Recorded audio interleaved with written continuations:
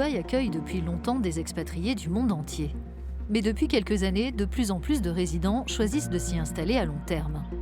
En réponse, les autorités des Émirats arabes unis ont approuvé en 2018 une loi qui introduit un visa renouvelable de 5 ans à destination des retraités et qui est entrée en vigueur l'an dernier. Ce n'est plus une ville où vous venez travailler, vous prenez votre argent et vous repartez. Vous pouvez investir, passer votre retraite ici et vous pouvez faire des plans à long terme. Donc les raisons pour lesquelles on vient à Dubaï sont en train d'évoluer. D'après les estimations des Nations Unies, les Émirats ont accueilli l'an dernier plus de migrants que la France ou le Canada. Ceux qui veulent obtenir ce nouveau visa doivent respecter l'un de ces 4 critères. Disposer d'un revenu mensuel d'environ 4 600 € ou d'économies d'au moins 230 000 €, ou alors détenir une propriété d'une valeur minimale de 460 000 €, ou à la fois d'économies et d'une propriété pour un montant total minimum de 460 000 €.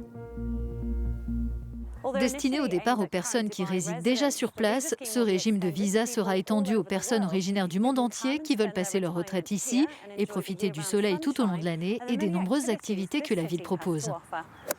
Je crois que le golf est une activité qui attire toutes les tranches d'âge, et en particulier les personnes qui ont du temps libre. C'est une activité géniale parce qu'elle permet de rester actif, de sortir.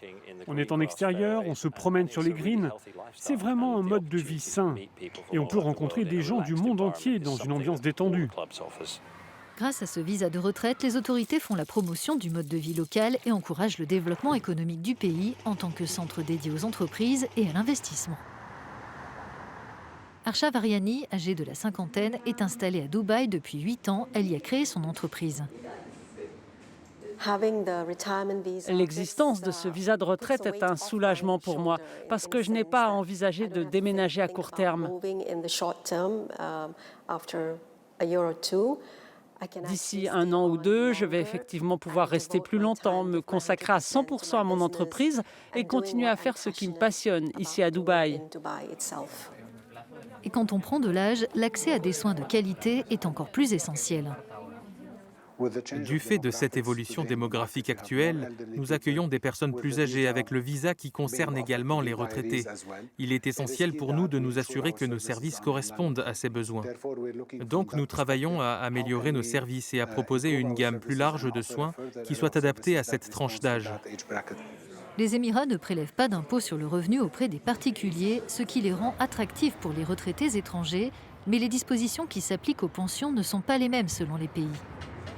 Les retraités suédois vivant à l'étranger payent un impôt uniquement en Suède, appelé Sing Tax, qui correspond à 0 ou 25% de leur pension.